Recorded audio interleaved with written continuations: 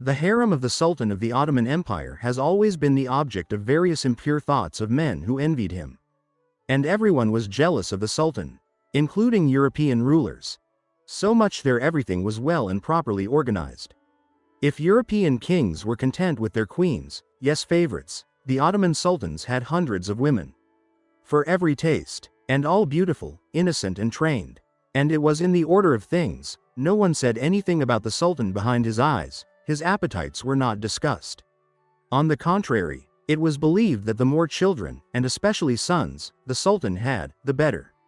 And if the ruler was also a good politician, conquered new territories and was generous, one could not even dream about the best. In the harem of the Sultan wanted to get a lot of girls, but not for all it was available. So, in the Ottoman harem did not take free women, because they would have to marry them, only the so-called slave girls. Very convenient approach, isn't it? No strings attached. An army of virgins. This was the epithet by which Ambassador Paul Rico called the women in the harem, whom, in truth, he had never seen, but about whom he had been told many stories. Girls got into the harem at the age of 10 to 12 years. Then for at least 2 years they were trained. They accepted Islam, studied the Quran, all the customs and orders of the Ottoman Empire, court etiquette, learned to write poetry, sing, dance. You can't list everything.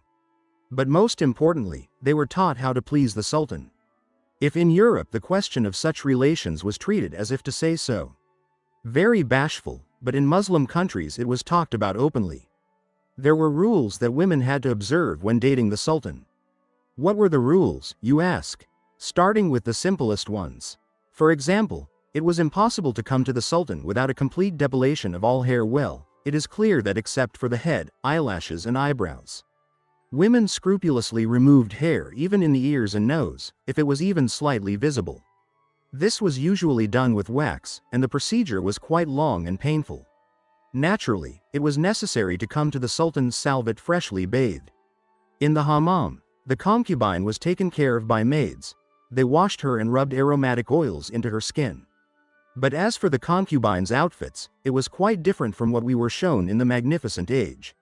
The sultans, quite rightly, were very afraid of an assassination attempt on them. Especially in such an environment, in their own bedroom, when they were the least protected. And therefore, so that suddenly some woman did not carry a weapon into the sultan's chambers, did without clothes. And further, there was a humiliating etiquette. The sultan waited for the chosen one not standing, turned away, as shown in the TV series, but on his bed. The lucky girl had to crawl up to the sultan and kiss the edge of his blanket. Imagine the picture, right? And then it was important for the girl not to allow the impermissible. It was not allowed to ogle the sultan in such a racy setting.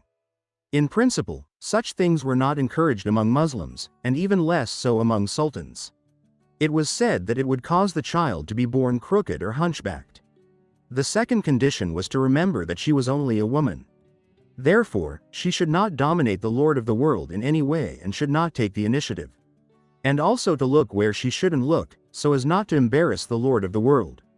As the saying goes, the Sultan was supposed to rule in any situation. However, history remembers examples when sultans literally lost their heads to women and lost their dominant role. Such an example can be the story of the Ottoman Sultan Abdul Hamid I and Ruksha, a very wayward woman who literally twisted ropes from the Sultan. Letters that the Sultan wrote to Russia begging her to come to him that night have been preserved. The historian Chagatai Ulake writes that no other sultan behaved so recklessly and wrote such ardent letters to his lovers as Abdul Hamid I did. Not even Sultan Suleiman to his harem. I will quote one of Sultan Ruksha's letters. "My beloved, please reward me tonight with your beautiful body. I will sacrifice myself for you. I could hardly restrain myself last night, so my dear, don't torture me tonight. I have no more patience. Let me kiss your foot." Such a frank letter. But back to the main topic of our video. The date of every date between the Sultan and his concubine was meticulously recorded by the eunuchs. But even if a woman became pregnant, sometimes she was not allowed to give birth. I have more than once come across information that Ottoman harems practiced termination of pregnancy at small terms. As long as the child has no soul in their opinion, this was allowed. In principle, in the magnificent century we were also shown this, but in relation to the concubines of the Shahzad. If a sultan's favorite girl could not get pregnant for a long time, she was persecuted in the harem in the full sense of the word, mocked and teased. And it was possible to leave the palace only after 9 years, if by that time the interest of the Sultan dried up, and children were not born. Usually such losers were married off to prominent statesmen. A gift from the Sultan. Very much appreciated, by the way. Separately, it is worth mentioning the so-called sterile concubines, who were present in the Sultan's harems. Basically, these were women intended for shahzadas who lived locked up in cafes and were not allowed to have children by status. These women, with the help of midwives, specifically took every measure to avoid getting pregnant. But not everything was so primitive. Thus, some sources mention that the Sultan expected from his harem also spiritual love, and therefore they organized halvidas. No, not in their chambers, but in the street, in the palace park. Have also called small festivals and picnics in the fresh air. And there the girls could demonstrate all their skills in dancing, singing and so on. Sometimes even beauty contests were held among them to motivate them to take better care of themselves and keep a high standard. Some sultans, who were notable for their imagination, also held contests for admission to their private chambers.